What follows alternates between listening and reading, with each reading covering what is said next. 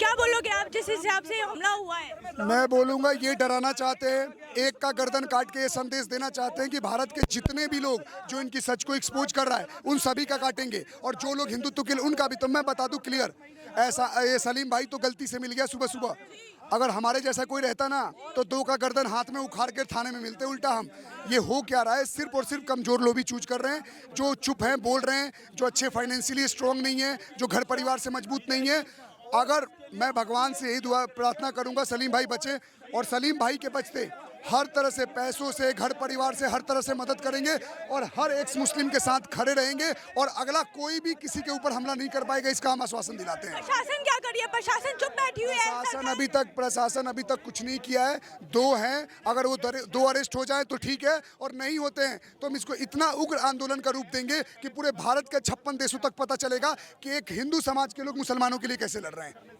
प्रशासन क्या बैठी हुई है और सरकार क्या कुछ भी नहीं कर रही? सरकार तो कहा तो सनातन के लिए जानी जाती है। देखो, मेरे मुंह से गाली नहीं निकालना चाहता, बस बता दूं, जितने भी ये नेता हो, मंत्री हो, चाहे जितने भी पुलिस वाले हो, सब कठपुतली बन रखे हैं।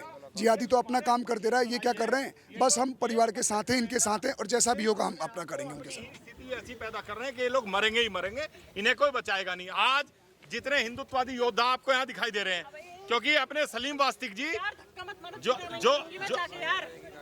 जो अपने सलीम वास्तिक जी सनातन धर्म के लिए काम कर रहे थे, इनके ऊपर आज आपको बता रहा हूं, सारे सुन लेना, इनके ऊपर पहले भी मुसलमानों ने हमला करके सारे के सारे लोनी थाने में पहुंचे थे। हमारे यहाँ अमित प्रजापति कहाँ हैं? अमित प्रजापति सारे हजारों की संख्या में लोनी थाने पहुंचे थे, और लोनी थाने जाकर के प्रशासन को अवगत भी कराया था, उन्हें बचाने का काम किया था। और उसके बाद रोज हम कह रहे थे कि इनकी जान को खतरा है। ये इमरोज आलम जी हैं, ये भी एक्स मुस्लिम हैं, ये मैं बता रहा हूँ, ये इमरोज आलम जी, इनके ऊपर दिल्ली में जो है हमला किया गया था। किस, हाँ, और कैसे कैसे हम इनको बचा रहे हैं, कैसे इनको साथ रख रहे हैं, वो हमें पता है। ऐसे ही सुरक्षा नहीं दी है इस विषय पे। और ऐसे ही ये एहसान जी हैं, और इनके साथ अभी हमारे दूसरे छोटे भाई हैं, क्या नाम है उनका? अब्दुल्ला। तो वो भी, तो ये सारे हैं यहाँ। इनका मनोबल हम लोग तो टूटने नहीं देंगे। सनातन को बचाने के लिए आखिरी सांस तक सारे योद्धा जितने भी हैं ये लड़ रहे हैं, और जितने घर बैठे हैं ये केवल इन्हीं योद्धा की वजह से, जैसे हमारे विनोद आजाद जी हैं। तो भैया आप लोगों को देखना पड़ेगा, सोचना पड़ेगा, और लड़ने के लिए तैयार होना पड़ेगा। अगर आज नहीं लड़े तो कल की स्थिति क्या होगी? सरकार कभी नपुंसकों की होती नहीं है, सरकार हमेशा ताकतवर लोगों की होती है। जिस प्रकार आकर के सुबह ही हेलमेट पहन करके और चाकुओं से काट दिया, ये आप लोगों के लिए संदेश है। जो भी सनातन धर्म के लिए ताकत से काम करेगा उसे ये ऐसे ही काटेंगे। अब तुम्हें कैसे बचना है? आप लोग तो अपनी जातिगत राजनीति करो, सारे के सारे जातियों में बटो, और भैया ये मुल्ला तुम्हें मारने के लिए तैयार बैठे हैं। अब कैसे बचोगे ये तुम्हें सोचना है, ठीक है? पिंकी भाई, एक चीज कहूंगा, ये तब से इनका खून खोला हुआ है, इनका तब से खून खोला हुआ है जब से मैंने एक्स मुस्लिम पद यात्रा के लिए कहा था हम निकाल रहे हैं। और ये जो 1400-1450 साल पहले हमारे लिए फतवा है मुर्तद किए की सजा सरतन से जुदा, बस हमें अपने हक की लड़ाई है कि भाई हमने इस्लाम छोड़ दिया, हमारी अपनी मर्जी। अभी मैं दूरदर्शन न्यूज पे गया, एक मुल्ली कह रही है कि तुम्हें अपनी आज़ादी है, मैंने कुरान से दिलाओ आज़ादी, इस्लाम से दिलाओ आज़ादी, तुम्हारी सही बुखारी ले लो, सही मुस्लिम ले लो, सुन्नत नसाई ले लो, अबू दाऊद ले, जितनी भी किताबें ले लो, सब में मुर्तद की सजा, एक्स मुस्लिम की सजा सरतन से जुदा है। देखिए मनोज तिवारी जी दिल्ली देख रहे हैं, हमारे जितने एक्स मुस्लिम है सारे गाजियाबाद में रह रहे हैं, तो गाजियाबाद प्रशासन देखेगा ना इसको।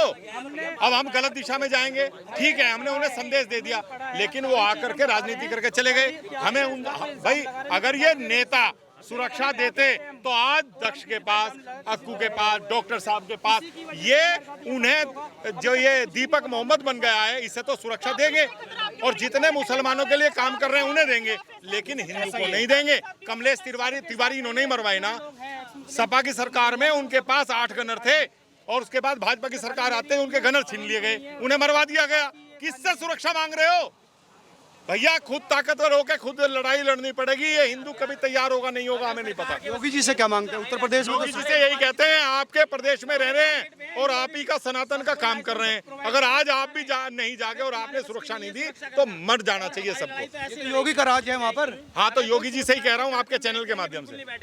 कायर कौन से? तो ये लोग थे जो इस समय प्रोटेस्ट कर आप रहे हैं। लोगों को भी धमकी मिली थी मारने की। भाई इसमें धमकी पहले भी हमने सबने मिल चुकी है, मुझे और डॉक्टर अक्को सबने मिल चुकी है, लेकिन हम अपनी सुरक्षा, अपनी खुद की सुरक्षा में बहुत सक्षम है करने में। लेकिन मैं यही कहना चाहूंगा कि जो एक्स मुस्लिम जैसे मेरे भाई बैठे पीछे, एहसान भाई बैठे हैं, इनके साथ वो ना हो जो सलीम के साथ हो चुका है। तो सरकार इस पर विचार करे।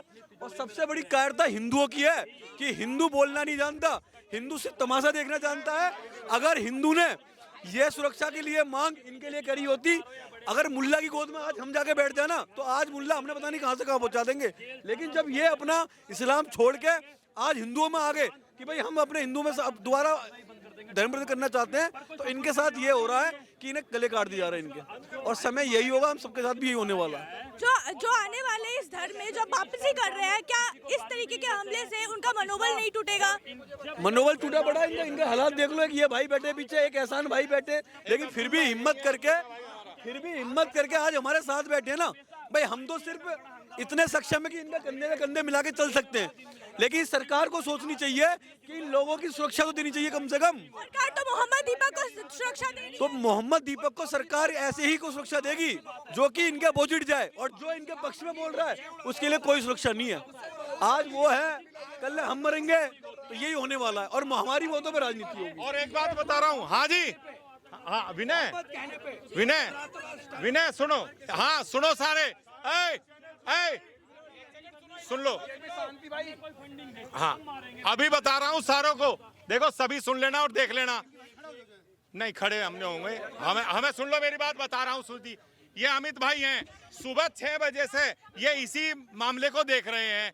अभी इनके पास जो है अभी धमकी आई है कि जैसे सलीम वास्तिक का गला काटा है ऐसे तुम्हारा काटेंगे, और तुम्हें हम देख रहे हैं। तो ये देख लो, और देखो ये अभी की ये स्थिति है, क्या करोगे? क्योंकि हम लोगों ने संरक्षण दिया हुआ था। हम लोगों ने ये है कि छोटे भाई ये सच्चाई उजागर कर रहे हैं, सभी भारत के सामने एक्स मुस्लिम बहुत अच्छा काम कर रहे हैं, इसलिए उन्होंने टारगेट करके मारा है। अब ये रहा, ये लो, एक मिनट चुप हो जाना भाई।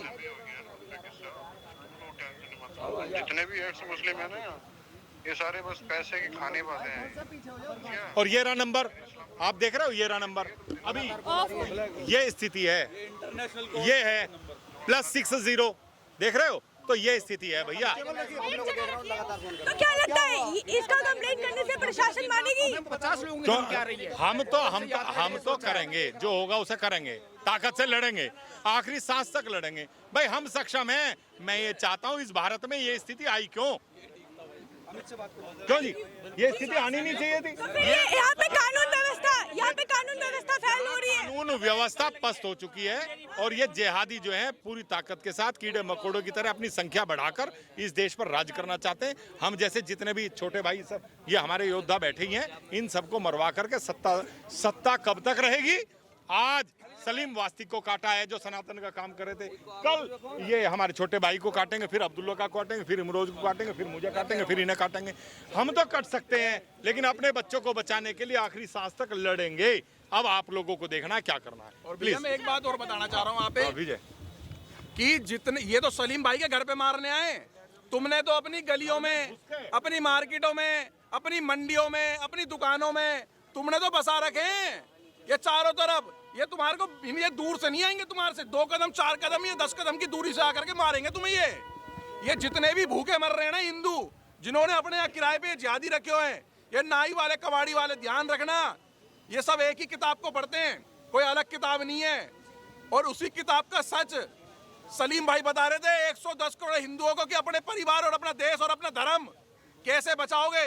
ऐसे बचाओगे तुम लोग? साले नपुंसकों के तुमने 1-1, 2-2 बच्चे पैदा कर रखे हैं, कुत्ते बिल्लियों की तरह मार देंगे ये राक्षस, खा जाएंगे, निकल जाएंगे। 57 कंट्रियां ऐसे ही नहीं बनी है।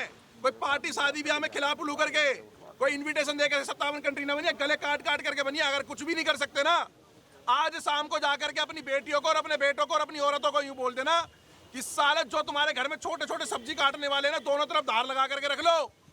कल परसों, हफ्ता, महीना, 2 साल, 3 साल, 10 साल, 15 साल बाद तुम्हारे घरों में घुसेंगे और चीखें निकलेगी, और पड़ोसी तुम्हारा दरवाजा भी नहीं खोलेगा।